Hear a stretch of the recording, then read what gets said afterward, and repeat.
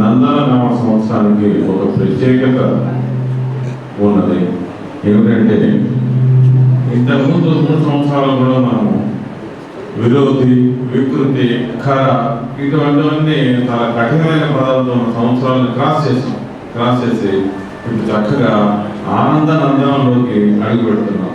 కనుక ఈ సంవత్సరం అంతా కూడా చాలా ప్రహ్లాదంగా, చాలా ఆహ్లాదంగా, అందరూ కూడా సుఖంగా, సంతోషంగా వెలుసుకుందామని చెప్పి చాలా ఈ నేమ్లోనే అది తెలుస్తుంది. మన సృజన అనే నేమ్లో ఎలాగైతే సృజనాత్మకం ఉందో అలాగే నందన సంవత్సరంలో కూడా అటువంటి ఆనందకరంగా మనం ఉంటామని చెప్పి ముందుగా ఆశిస్తూ అందరికీ సభకి కూడా మరొకసారి అభినందనలు తెలుపుతున్నాను. తర్వాత ఆ దేశం గురించి దాదాపుగా డాక్టర్ గారు మొత్తం విశ్లేషించారు. నేను కూడా దాన్ని మాటలు చెప్పదలుచుకున్నాను. ఎందుకంటే ఈ సృజన అనే సంస్థ ఏర్పాటవడానికి మనకు ముందుగా ఇక్కడ హేమసుందర్ అనే వ్యక్తి చాలా కష్టపడ్డాడు. దయచేసి హేమసుందర్ని స్టేజ్ మీదకి రావాల్సిందిగా కోరుతున్నాను. ఎందుకంటే మన సంస్థలో ఒక్కొక్క వ్యక్తితో ఒక్కొక్క సంస్థ యాక్టర్, అలాగే సినిమా గాయకుడు కూడా ఘంటసాల గారి పాట కూడా చాలా తక్కువ పాడతారు. అటువంటి వ్యక్తి ద్వారా దాదాపు ఈ సంస్థలోకి సృజన మెంబర్గా 150 మంది సినిమా యాక్టర్లని ఈ సంస్థలో జాయిన్ చేసిన ఘనత ఏమంటుందండి. ఎక్కడో ఇప్పుడు ఒంగోలులో ఉన్నా కూడా సంస్థ మీద అభిమానంతో ఇక్కడికి వచ్చినందుకు నా పర్సనల్ గాను సంస్థ తరఫున కూడా అందరికి కృతజ్ఞతలు చెబుతున్నాను.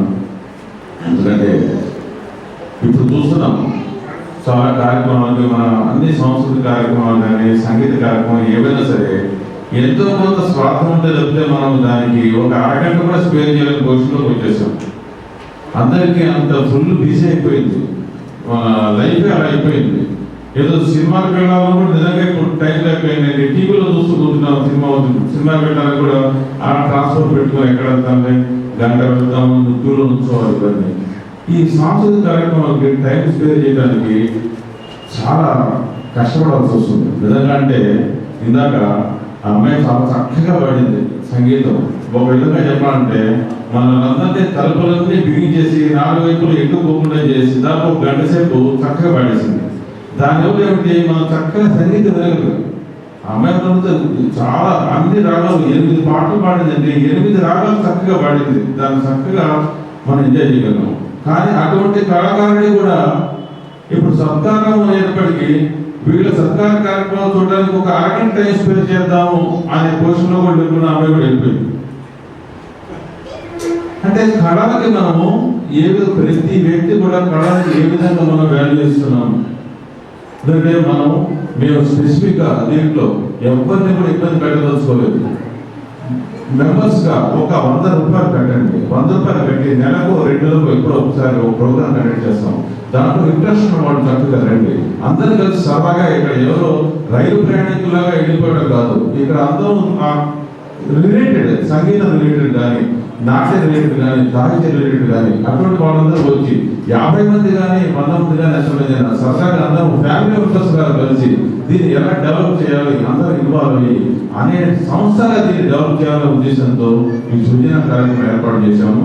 దీంట్లో మీ అందరూ కూడా భాగస్వాములు అయ్యి దాంట్లో 100 రూపాయలు ఎందుకు పెట్టామంటే మెంబర్గా భాగస్వాములు అయితే చాలు. మేము లైఫ్ లాంగ్ కూడా కార్యక్రమాల గురించి మెంబర్స్ అందరికీ కూడా మెయిల్ పెడతాము, ఫోన్ ద్వారా ఇన్ఫార్మ్ చేస్తాము. ఎవరు కన్వీనియన్స్ ప్రకారం వాళ్ళు వస్తారు.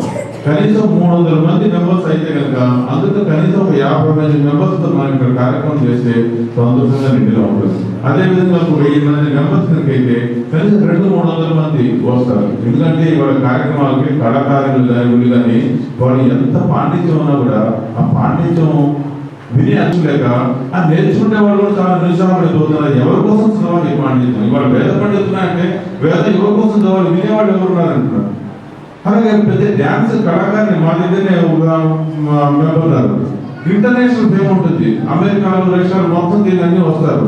ఈ ఇంటర్నేషనల్ తిరిగి వచ్చారంటే మంచి కళాకారిగా ఉందని కాసేపు 1-2 డ్యాన్స్ చూస్తారు. తర్వాత 3 డ్యాన్స్ వచ్చేప్పటికి బోరే వెళ్ళిపోతారు. ఎందుకంటే దాన్ని ఆస్వాదించే హృదయం కూడా మనం తగ్గిపోతుంది. ఈ బిజీ ప్రపంచంలో అటువంటి దాంట్లో అడుగు పెడుతున్నాం. దాంట్లో నుంచి నిజంగా ఈ కళను ఆస్వాదించే వాళ్ళని బయటకు వెలికి తీసుకొచ్చి వాళ్ళ ద్వారా ఈ సంస్థను అభివృద్ధి చేద్దామని తీసుకుని పెట్టాము. దయచేసి నేను ఎవరినైనా హృదయం హత్య చేసినా కూడా దయచేసి ఇది నా ఆవేదనగా అర్థం చేసుకొని మీరు మిగతా వాళ్ళు కూడా ఎవరన్నా ఈ కళాకారులు ఉంటే అటువంటి వాళ్ళని ప్రోత్సహించి మా కార్యక్రమాల్లో ప్రతి కార్యక్రమంలో కూడా ఒక కళాకారులకి మన సభాముఖంగా సభలో వేదిక మీద వాళ్ళ కళను ప్రదర్శించేట్టుగా మేము ప్రయత్నం చేస్తున్నాం. ఎందుకంటే వాళ్ళకు ఒక అరగంట కార్యక్రమం ఇచ్చి కనీసం వాళ్ళ ప్రేక్షకులు కూడా మనం ఏర్పాటు చేసి అటువంటి వాళ్ళ కళని మనం ప్రదర్శించి మనం కూడా చెవులు తుప్పలు నిజంగా ఇందాక అమ్మాయి పాడు చాలా తాకలు వాడిందంటే అటువంటి ప్రదర్శన ఇప్పించినందుకు నిజంగా రేవతి రామకృష్ణ గారు కూడా నేను నా తరఫున శుభాభినందనలు తెలుపుతున్నాను. తర్వాత ఈ కార్యక్రమాన్ని కొనసాగుతుండగా శ్రీ ఎస్వి రామారావు గారిని రిక్వెస్ట్ చేస్తూ ఒక 5 నిమిషాలు నాకు ఎస్వి రామారావు గారు టైం ఇవ్వాల్సిందే కోరుతున్నాను.